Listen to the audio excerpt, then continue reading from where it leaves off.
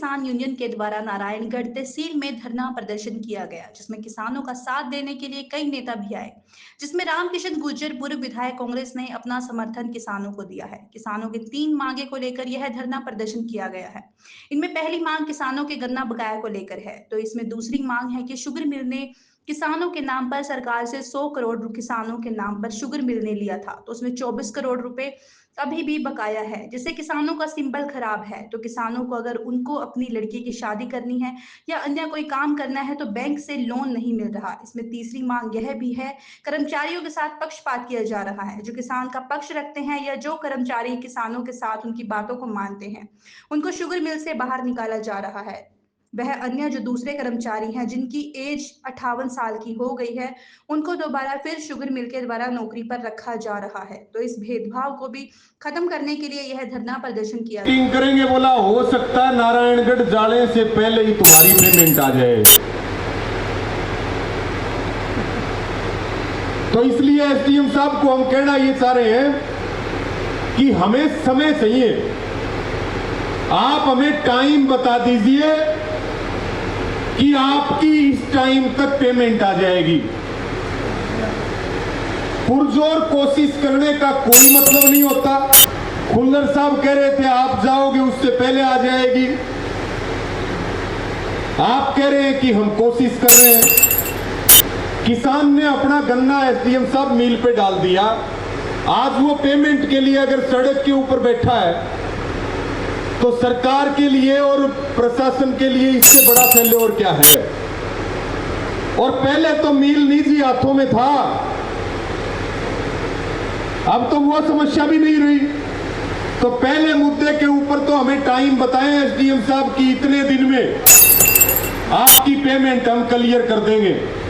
और इतना बड़ा दिल हम दिखाते हैं कि जो टाइम आप लोगे उससे 5 दिन का टाइम आपको फालतू देंगे भाई, ये भी तय है। नहीं तो हम इस पर फैसला लेंगे। सीधी सीधी बात है, चुनाव सिर पे है। सरकार हमारी पेमेंट नहीं देगी तो हम सरकार को नुकसान करेंगे, सीधी स्पष्ट बात है। बीजेपी आगे रहेगी और हम रहेंगे पीछे, वो करते जाएंगे और हम मिटाते जाएंगे। और लोकसभा में चला था ट्रेलर, अब चलेगी पूरी फिल्म। और तब हुए थे हाफ और अब की बार हो जाएगा सुपड़ा साफ अगर किसानों की पेमेंट नहीं दी तो। कोर्ट में चले गए, यही बात है प्रधान जी। लेकिन अब भी हमारा सवाल यही खड़ा है, कोर्ट करेगा वो करेगा, आपने क्या किया? आप इस बात का जवाब दीजिए हमें। जिन किसानों का सिंबल खराब था उनका सिंबल ठीक हो गया क्या? हाथ उठा करके बताओ।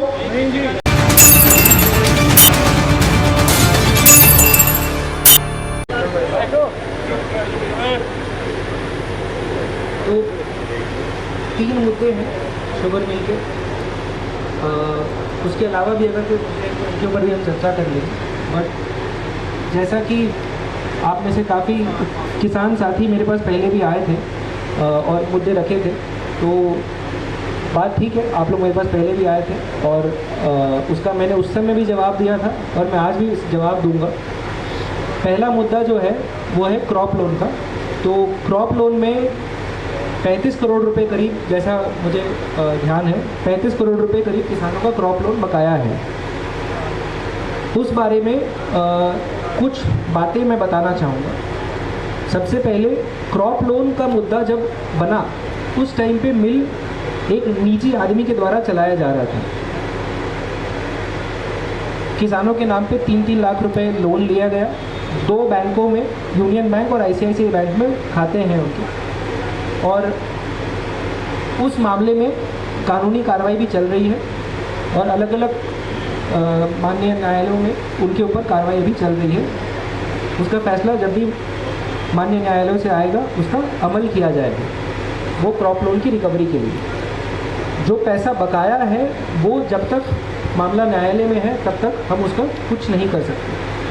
हालांकि किसान साथी मेरे पास आए थे जब मैंने यहाँ का चार्ज संभाला था कि जो पीएम किसान के जो पैसे होते हैं किस्त के, जो 2-2 हज़ार रुपये आते हैं साल में, कुल 6,000 रुपये आते हैं, वो पैसे 477 खाते ऐसे थे यूनियन बैंक और ICICI बैंक में, जिनको जैसे ही वो पैसा आता था किस्त का, वो काट लिया जाता था लोन की रिकवरी के लिए। उस बारे में मैंने तुरंत संज्ञान लिया उस बात का, और जिला स्तर पे एक कमेटी होती है, डिस्ट्रिक्ट लेवल बैंकर्स कमेटी, जो DC साहब उसको चेयर करते हैं। हर महीने 2 महीने में उसकी मीटिंग होती है। जिले के जितने भी बैंक होते हैं उनके प्रतिनिधि वहाँ आते हैं और बैंकों की समस्याएं, किसानों की समस्याएं, उनको वहाँ पर चर्चा किया जाता है। डिस्ट्रिक्ट लेवल बैंकिंग कमेटी का 8 अप्रैल 2024 का आदेश है कि यूनियन बैंक और ICICI बैंक को निर्देश दिए जाते हैं कि अब PM किसान का जो पैसा है किस्त का, वो इस क्रॉप लोन के रिकवरी के लिए बिल्कुल नहीं काटा जाएगा। अप्रैल से ये बंद हो चुका है। मैंने बार बार किसान साथियों से रिक्वेस्ट भी किया है इस बारे में कि अगर उसके बाद भी अगर किसी किसान भाई का अगर पैसा कटा है क्रॉप लोन के लिए, तो आप वो पासबुक की कॉपी मुझे ला करके दिखा दीजिए। मैं वो डिस्ट्रिक्ट लेवल बैंकर्स कमेटी में दोबारा से रखूँगा और उन बैंकों के खिलाफ फिर वो कार्रवाई भी, जो भी उचित कार्रवाई बनती है वो भी हम करेंगे। कुछ उस खाते की कोई भी रिकॉर्ड होगा, आप खाता नंबर मुझे बता दीजिए कि इस खाते नंबर से पैसे कट रहे हैं, मैं वो खाता नंबर निकलवा लूँगा। मैंने आपसे 3-4 बार इस बारे में आग्रह किया है, बट दुख की बात है कि अभी तक मेरे पास ऐसा कोई डिटेल नहीं आया है। बट हम इसमें कार्रवाई करने के लिए बिल्कुल तत्पर हैं। आप अगर किसी किसान का पैसा कट रहा है तो वो नहीं कटना चाहिए, और हम उस बारे में TLBC में ये बात रखेंगे। आप मुझे बस वो डिटेल बता दीजिए कि कोई भी किसान साथी अगर उनका पैसा कटा है या कोई यूनियन वाले अगर मेरे पास आ जाए, ये मुद्दा लेके हम मुद्दा उठाएंगे। ये रही पहले मुद्दे की बात। जो दूसरा है किसानों के बकाया पेमेंट का, तो यहाँ मुझे आवाज़ें जो आ रही थी अंदर में, मुझे कुछ आंकड़े सुनाई दिए कि किसानों का 35 करोड़ रुपया बकाया है, 24 करोड़ रुपये बकाया है, 35 करोड़ रुपये बकाया है। उस बारे में मैं क्लैरिफिकेशन देना चाहता हूँ। 22 करोड़ 74 लाख रुपये बकाया है किसानों का एज ऑफ डे, ठीक है। इस बारे में चलिए 22 करोड़ 23 करोड़ इतना बड़ा बात है नहीं, बट क्योंकि यहाँ मीडिया के साथी भी हैं, मैं क्लैरिफाई करना चाहता था। जैसा कि आप सब जानते हैं 55 करोड़ रुपये बकाया था 2 साल पहले शुगर मिल में, जब मैडम ने जब चार्ज लिया था। मैडम के कार्यकाल में ये घट करके पिछले सीज़न की शुरुआत में 33 करोड़ आ गया, और इस साल 22 करोड़ पे वो आंकड़ा खड़ा है। अगर ऐसे ही शुगर मिल अच्छे तरीके से चलता रहा तो ये आंकड़ा और कम होकर हमें उम्मीद है कि एक सीज़न में या ज़्यादा से ज़्यादा 2 सीज़न में ये आंकड़ा पूरी तरह से समाप्त हो जाएगा। इस बारे में भी हमने हरियाणा सरकार के संज्ञान में ये बात मैंने 19 तारीख को भी जो हम एनुअल रिपोर्ट एक भेजते हैं सरकार को कि मिल में क्या क्या हुआ है, तो इस रिपोर्ट में भी हमने सरकार से ये निवेदन किया है कि इस बात का संज्ञान है और इसमें उचित कदम उठाया जाए किसानों का बकाया पेमेंट के बारे में।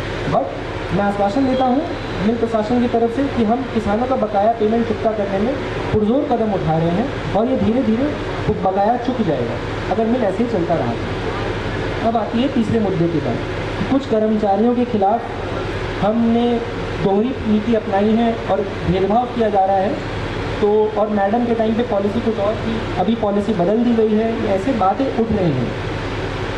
ये है मैडम के टाइम के पॉलिसी की कॉपी, बोर्ड का रेजोल्यूशन हुआ था, मैडम के साइन है यहाँ पर, ठीक है, मैडम की टाइम की कॉपी है।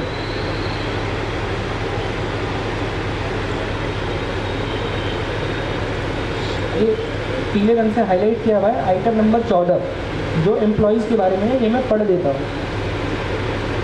To consider and approve the policy on appointing employees after retirement at the attaining age of 58 on a contractual or retainership basis, to decide authority to make decision on their fee, benefits and their powers, noted that the stated age of retirement as per company policy is 58 years of age, which has not been routinely adhered to since inception of the mill।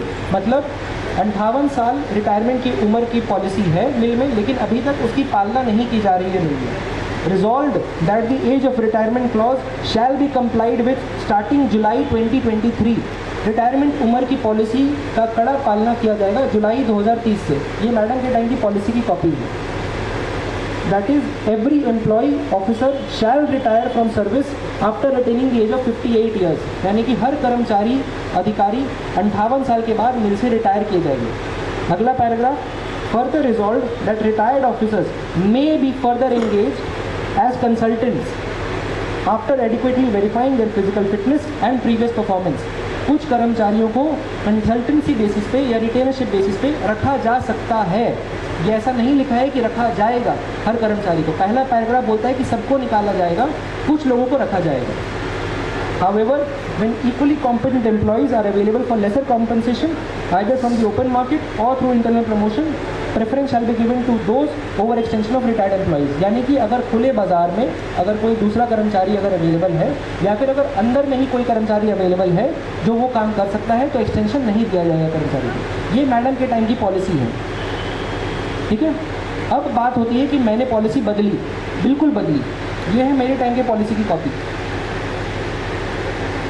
In view of severe financial crisis, retirement age of employees be increased to 60 years from 58 years. हमारे पास किसान साथी भी आए, कर्मचारी भी आए, बोला कि सर हमारी जो रिटायरमेंट की उम्र है वो 58 साल से 60 साल कर दी जाए, हमें ज़रूरत है उस चीज़ की। मैंने बोला हम कर देते हैं। कर्मचारियों के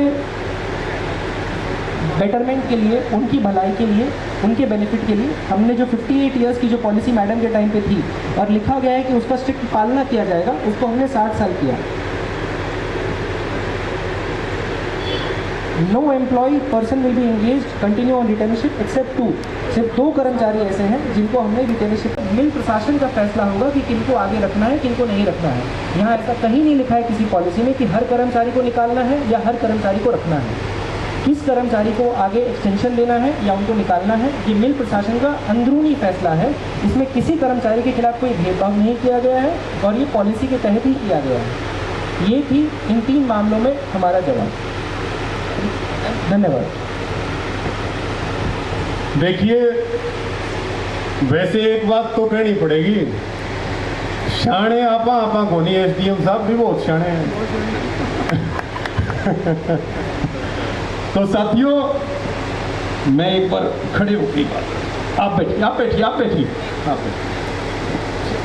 साथियों, 3 मुद्दों पे जो बात हुई, पहला मुद्दा जो है वो है बकाया पेमेंट का 22 करोड़ 73 लाख रुपए, 74 लाख रुपए। हम थोड़ा बहुत हो सकता है ब्याज व्यूज जोड़ के 24 कर दिए होंगे, क्योंकि 3 साल से तो ब्याज ले नहीं रहा ना किसान। तो एक तो हमारी जो बकाया पेमेंट है उस पे आप पुरजोर कोशिश करेंगे, वो अच्छी बात है। पिछले दिनों हमारी एसकेएम की हरियाणा की डेपुटेशन की principal secretary to CM Rajesh Khullar ji से भी बातचीत हुई थी और उस समय हमारे हरियाणा के लगभग जो 40 इशूज थे उन पे हमने बात की। तो हमने उस इशू के ऊपर भी बात की थी और हम उन मीटिंग करेंगे, बोला हो सकता है नारायणगढ़ जाने से पहले ही तुम्हारी पेमेंट आ जाए।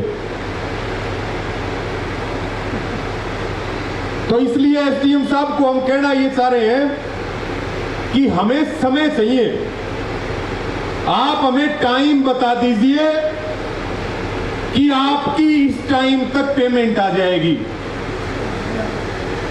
पुरजोर कोशिश करने का कोई मतलब नहीं होता।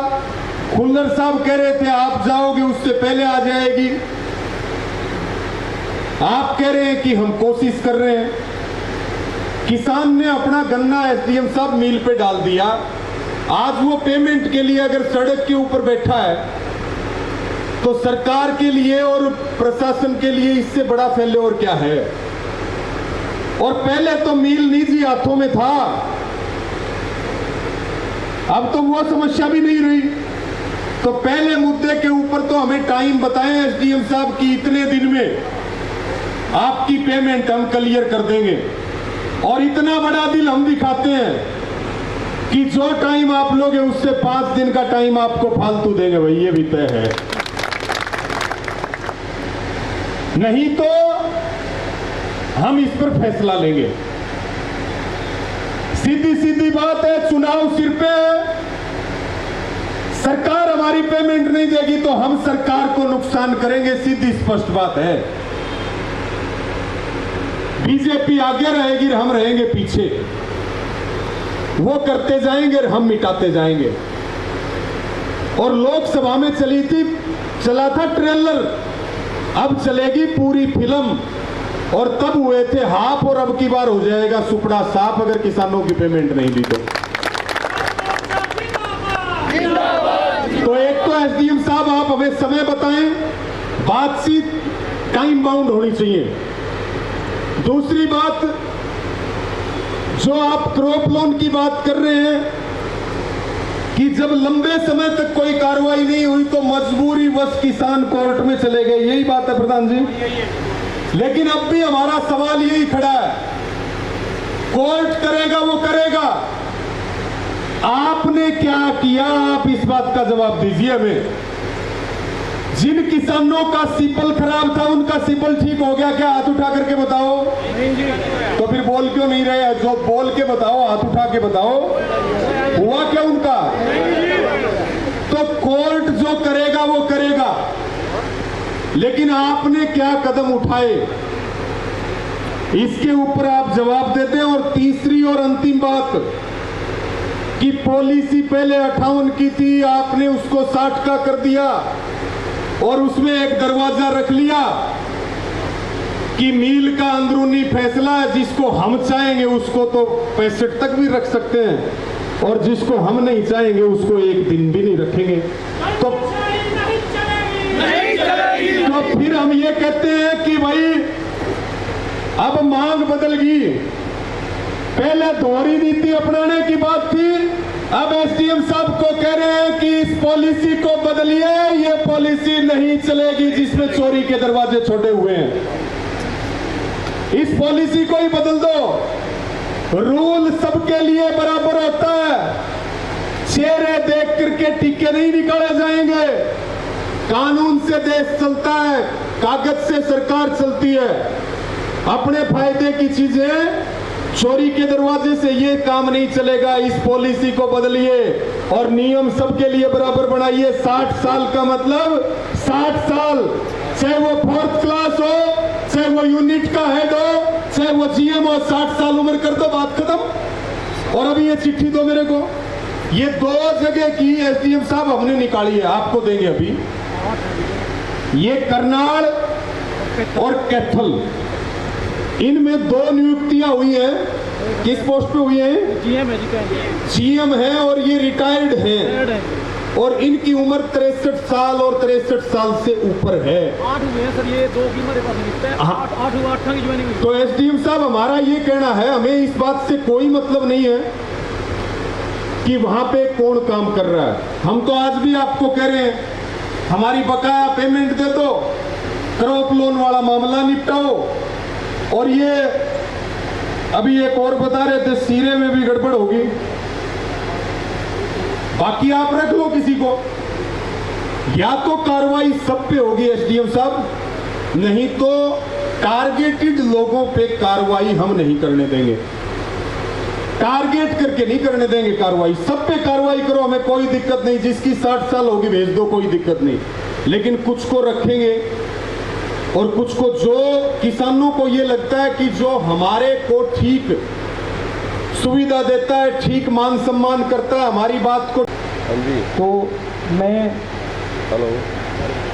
आपको यही आश्वासन दिलाना चाहूँगा कि हम पहले भी कोशिश कर रहे थे और हम अभी कोशिश कर रहे हैं। उस कोशिश का ही नतीजा ये है कि 2 सीज़न में शुगर मिल का जो बकाया है वो 55 करोड़ से 35 करोड़ आ गया है। इनफैक्ट उससे भी कम 100 करोड़ करीब बकाया था, वो 22 करोड़ आ गया है। बाकी हम सरकार से दोबारा से अनुरोध करेंगे। मैंने अभी हफ्ते 10 दिन पहले ही एक लेटर लिखा है सरकार को। मैं दोबारा से कोशिश करूँगा कि इस मुद्दे पे जल्दी से जल्दी कुछ कार्रवाई की जाए। बात रही एक निश्चित तारीख देने की, वो मैं नहीं दे सकता हूँ, मैं इसमें असमर्थ हूँ। दूसरी बात रही क्रॉप लोन की, आपने पूछा मैंने क्या किया है। मैंने आपको पहले भी बताया, मैं दोबारा से फिर से बता देता हूँ। क्रॉप लोन में क्योंकि न्यायालय में मामला चल रहा है, तो उसमें जब तक न्यायालय से कोई फैसला नहीं आता है हम उसमें कुछ नहीं कर सकते। क्रॉप लोन के बकाया पेमेंट के बारे में बात रही, किसानों के साथ जो पीएम किसान का जो पैसा कट रहा था उसको हमने रुकवा दिया है। मैं फिर से आग्रह करूंगा किसी भी किसान भाई से, किसी भी नेता से, अगर आपको लगे कि किसी किसान का पैसा कटा है, मुझे कृपया वो या तो पासबुक या फिर खाता नंबर मुझे बता दें। मैं उसकी जांच कराने के लिए पूरी तरह से तैयार हूँ, ताकि किसी का और कोई पैसा ना कटे इसमें। बात रही सिबिल स्कोर का, आपने जो मामला उठाया सिबिल स्कोर के बारे में, देखिए इसमें आरबीआई की कुछ गाइडलाइंस होती हैं कि सिबिल स्कोर किस तरह से तय किया जाएगा तो आपके एग्जिस्टिंग लोन्स के हिसाब से। इसमें मैं जो एलडीएम है और जो ऊपर के अधिकारी हैं बैंक्स को जो देखते हैं, मैं उनसे एक बार डिस्कस कर लूँगा कि इसमें अगर कोई वे आउट निकाला जा सकता है तो, कि सिबिल स्कोर अगर किसानों का दूसरी तरह से मगर कुछ उसमें इम्प्रूवमेंट कर सकते हैं इस लोन के अलावा। बट इसमें मुझे उनसे डिस्कस करना पड़ेगा कि एलडीएम साहब से कि इसमें हम क्या क्या प्रावधान हैं। मैं समझ रहा हूँ, लेकिन सिबिल स्कोर, देखिए सिबिल स्कोर एक क्रेडिट ब्यूरो होती है। सिबिल स्कोर आपका पैन अकाउंट से लिंक होता है और उससे आपका जितने भी आपने लोन लिए हैं आज तक उस सारे इसके बेसिस पे आपका एक स्कोर बनता है। मैं उनसे बात करूँगा कि आरबीआई के नियमों के अंतर्गत रहते हुए इस मामले में क्या किया जा सकता है। जो भी इसमें बन पड़ेगा हम उसकी पूरी कोशिश करेंगे।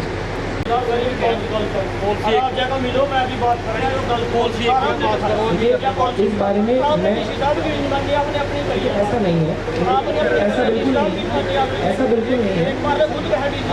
एक मिनट में अपनी बात पूरी है,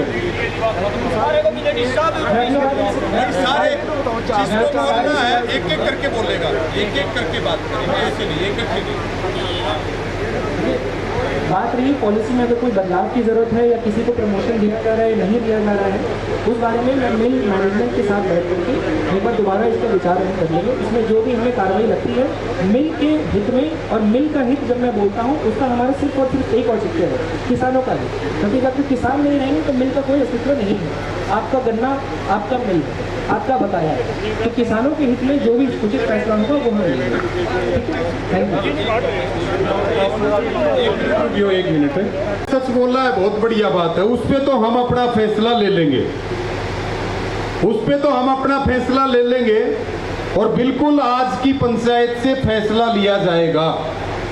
सीधी स्पष्ट बात है, हम सड़क पर बैठे हैं तो एसडीएम साहब हम फैसला ऐसा लेंगे कि आपको भी सड़क पे घुमाएंगे हमारी तरह, जैसे हम घूम रहे हैं ना धूप में, ऐसे दफ्तर में हम आपको भी नहीं बैठने देंगे, ऐसा फैसला लेंगे। ये आज कह के जा रहे हैं इस बात को, और आज अनाउंस भी करेंगे फैसला। दूसरी बात जो आप कह रहे हैं कोर्ट का मामला है क्रॉप लोन वाला, तो आप हमारा पेटा तो भरो, आप हमें नहीं बताओ कि कोर्ट में क्या पैरवी करी है आपने। आप हमारी संतुष्टि तो करने का काम करो कि कोर्ट में क्या पैरवी करी है, उस पैरवी का जवाब दे दो। तीसरी और अंतिम बात, जो आप कह रहे हैं कि मील प्रबंधन का अंदरूनी फैसला है, एक यूनिट हेड है, हम उनके अच्छे स्वास्थ्य की कामना करते हैं, मैं तो शकल भी नहीं जानता, लेकिन मुझे किसानों से जो जानकारी मिली कि उनको हेल्थ की बहुत ज्यादा प्रॉब्लम है, स्वास्थ्य की समस्या है।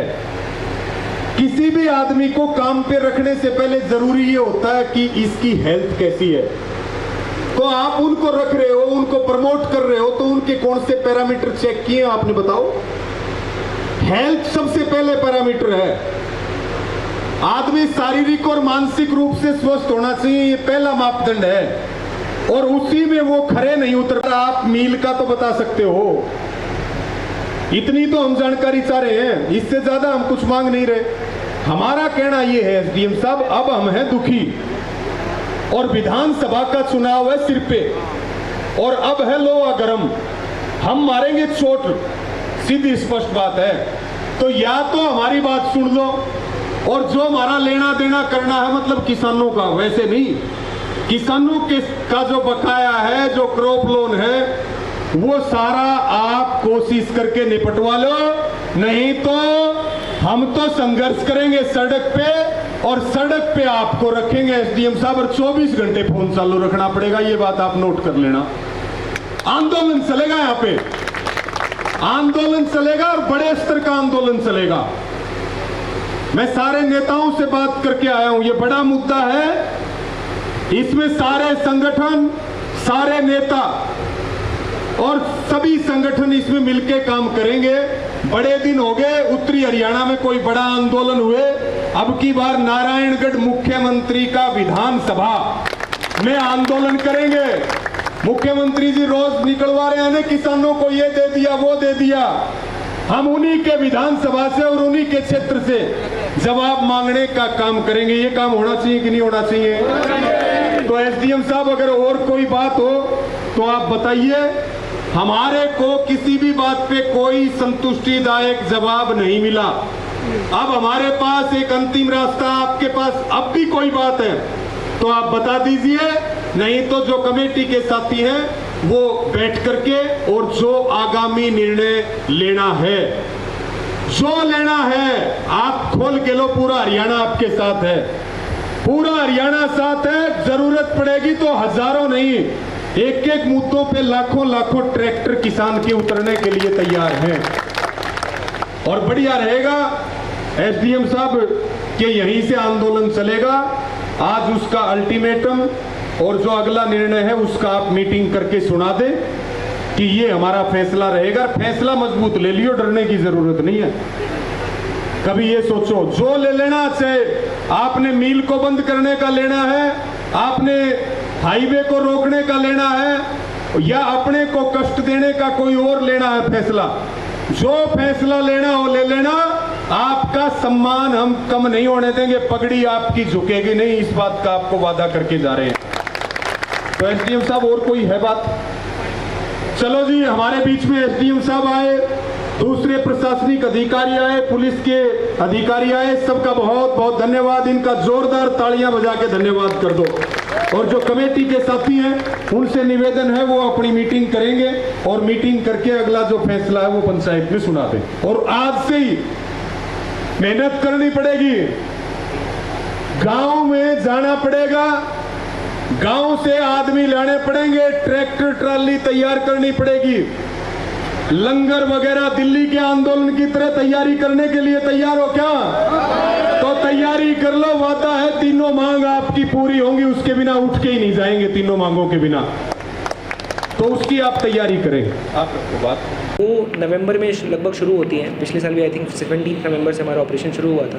तो अभी ऐसा और कोई प्लानिंग हमारी डिफरेंट कोई प्लानिंग नहीं है, बिकॉज शुगर मिल की बहुत सारे जो प्रॉपर्टीज़ हैं वो वेरियस कोर्ट्स के द्वारा अटैच की गई हैं इन डिफरेंट मैटर्स, एंड काफ़ी रिस्ट्रिक्शंस हैं मिल के ऑपरेशंस में, और इंस्ट्रक्शंस क्लियर हैं कि सिर्फ और सिर्फ किसानों का इंटरेस्ट ध्यान में रखा जाए और उनके पेमेंट्स को क्लियर किया जाए, जो कि हम बहुत तेज़ी से कर रहे हैं और हमारी पूरी कोशिश है। और हम इस बात का आश्वासन देते हैं कि उनके जो भी बकाया पेमेंट्स हैं वो जल्द से जल्द क्लियर कर दिए जाएंगे।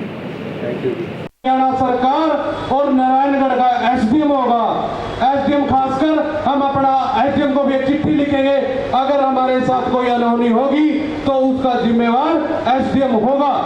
धन्यवाद। मैं इसके साथ अपनी वाणी को विराम देता हूं और हमारे प्रधान जी धनराज जी संयुक्त गन्ना कमेटी के अपने विचार रखेंगे। आने वाला जो चुनाव है वो सिर पर है, उनको पता चले कि किसान कितना परेशान है, वो भी खासकर विधानसभा नारायणगढ़ मुख्यमंत्री की। इस चीज को देखते हुए आप लोगों ने ध्यान में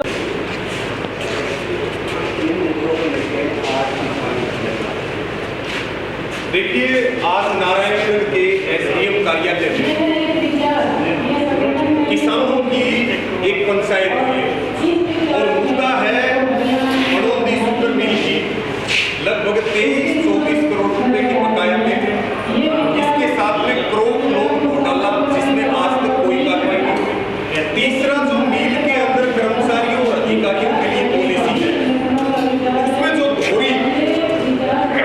धोरी हाँ जी ठीक है। जैसे कि अभी एसडीएम साहब भी आपके समक्ष आए हैं और उन्होंने कोई आश्वासन नहीं दिया प्रॉपर, तो उस पर क्या कहोगे? नहीं, एसडीएम साहब ने जिस तरह से पंचायत में आए, पंचायत में जो उन्होंने बात की, उससे ये लगता है कि एसडीएम जो है वो खुद किसानों को प्रेरित कर रहे हैं आंदोलन करने के लिए। आपको ध्यान होगा, हमने कहा हम फैसला लेंगे, आपको अगर कुछ और कहना हो तो बताइए, तो एसडीएम ने हाथ जोड़ दिए कि मुझे और कुछ नहीं कहना। तो इसका मतलब ये है कि नारायणगढ़ के जो एसडीएम हैं वो खुद ये चाहते हैं कि किसान आंदोलन करे। तो हम एसडीएम साहब की इच्छा पूरी करने के लिए बिल्कुल तैयार बैठे। उसी के लिए हमने फैसला लिया कि 5 अगस्त को विशाल ट्रैक्टर रोस मार्च नारायणगढ़ में निकाला जाएगा और फिर 12 अगस्त को जल सत्याग्रह शुरू किया जाएगा। क्योंकि हम गर्मी में बैठे तो अधिकारी एसीओ में किस लिए बैठे? हम जल सत्याग्रह करेंगे और इससे ज्यादा हम कर भी क्या सकते हैं। हम सड़क जाम करेंगे, जनता को तकलीफ होगी, हम जनता को तकलीफ नहीं देना चाहते, तो हम सोच रहे हैं कि हम अपने ही शरीर को कष्ट दे करके अपनी मांगों को उठा लें कि ये जो तानाशाही सरकार है वो किसानों के 24 करोड़ रुपए गन्ने के दे दे, क्रॉप लोन घोटाले में वो कार्रवाई कर दे, किसानों का सिबिल खराब हो गया, किसानों को लोन नहीं मिल रहा है, बैंक वाले उनके घरों के चक्कर काट रहे हैं, उनका खाता हिसाब किताब खराब हो चुका है, बिना जमीन वालों का भी क्रॉप लोन बना दिया गया, जिन लोगों ने घोटाला किया उनको मिल प्रशासन प्रमोशन दे रहा है, उनको इनाम दे रहा है। और तीसरा हमारा मुद्दा है वो है कि जो मिल में नियुक्तियों को लेकर के जो पॉलिसी है, रिटायरमेंट और नियुक्तियों को लेकर के, उसमें दोहरी नीति अपनाई जा रही है। जो एसडीएम की या सरकार की दलाली करेगा वो नौकरी करेगा, मजे से वो घोटाला करेगा, और जो किसान के हक की बात करेगा उसको कहा जाएगा 60 साल उम्र तेरी पूरी होली तो अब घर जा। इन तीनों मुद्दों को लेके हम लड़ाई लड़ेंगे। और हम तो ये भी कहना चाहेंगे, मुख्यमंत्री नायब सैनी का विधानसभा, उनका गांव भी इसी विधानसभा में है, और उनको सोचना चाहिए कि विधानसभा चुनाव में उनके गांव से ही उनकी पार्टी हार गई थी, उनके बूथ से भी हार गई थी। तो विधानसभा में उनके किसान जो वो गन्ने की पेमेंट के लिए सड़क पर बैठे हैं, वो हरियाणा के मुख्यमंत्री हैं। अगर थोड़ी सी शर्म और संजीदगी उनमें बाकी है तो वो तत्काल प्रभाव से किसानों को पेमेंट, क्रॉप लोन पे कार्रवाई और इस पॉलिसी को बदलेंगे, नहीं तो 5 अगस्त को ट्रैक्टर मार्च और 12 अगस्त को जो है जल सत्याग्रह किसान करेंगे। ये किसानों की जरूरत भी और हमारी मजबूरी भी है। कहीं ना कहीं हम ही लोग इस सरकार को चुनते हैं, और इस बार उन्होंने 400 कहा था, 250 तो ले ही गए हैं फिर भी, और अब क्या लगता है आगे फिर ले जाएंगे? देखिए, वो कह रहे थे अब की बार 400 पार, लेकिन किसान आंदोलन की वजह से उनको 153 सीटों का नुकसान हुआ। हरियाणा में हाफ हो गए, पंजाब में सुपड़ा साफ हो गया, राजस्थान में बड़ा नुकसान हुआ, उत्तर प्रदेश में आसमान से जमीन पर आ गिरे। ये किसान आंदोलन की ताकत है। ये अग्निवीर योजना के खिलाफ जो गुस्सा है, ये जो पहलवान बहन बेटियों के साथ जो किया गया, या जो कोई भी ऐसी कौम, कोई ऐसा वर्ग इन्होंने नहीं छोड़ा जिसको इन्होंने लाठियों से पिटवाया ना हो, ये गुस्सा था किसानों का। और फेयर काउंटिंग हो जाती और फेयर रिजल्ट आ जाते तो इनकी सीट आती 250 या 200, इतनी सीट आनी थी इनकी। लेकिन इन्होंने 400 पार, इनको भी पता था कि 400 सीट नहीं आ रही है, लेकिन इन्होंने शेयर मार्केट में भी घोटाला करना था। कितने लाख, यानी कि बीजेपी वाले हार के भी सरकार बना गए और छोटे निवेशकों को बाजार से लूट लेंगे, पैसा भी कमा लेंगे। तो ये बड़ा मुद्दा है।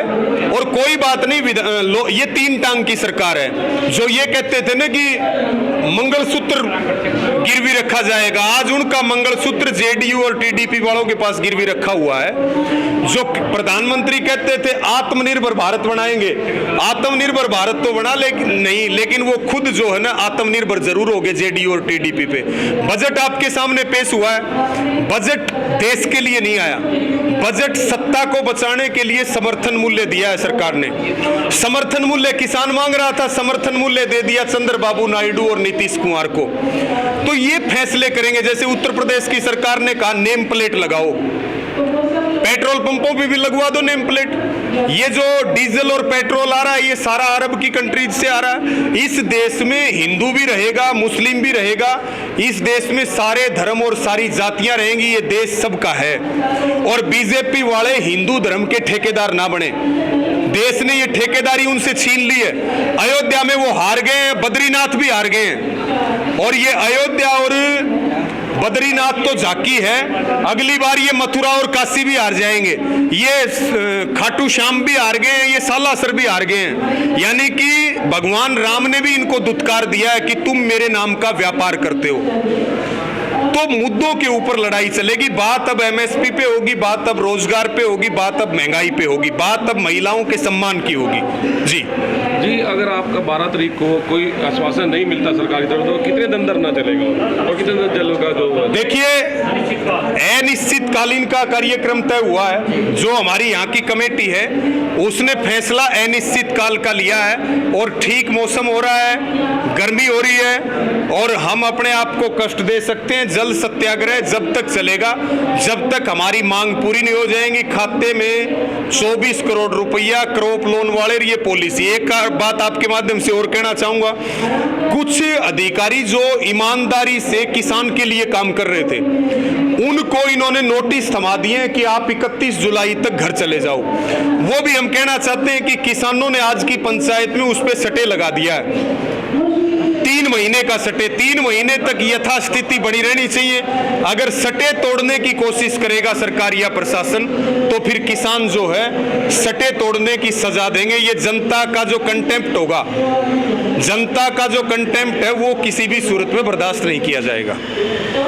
जी नमस्कार, मैं रुचि, आप देख रहे हैं दास्ताने हरियाणा, आपके हक की आवाज। अब देखिए हरियाणा से जुड़ी हर अपडेट सबसे पहले दास्ताने हरियाणा पर। इलेक्ट्रॉनिक्स मीडिया के साथ आप जुड़ सकते हैं हमारे साप्ताहिक समाचार पत्र के साथ, जो खबरों के साथ आपके हक की सीधी बात करता है, शासन और प्रशासन से जुड़े हुए तमाम बातें।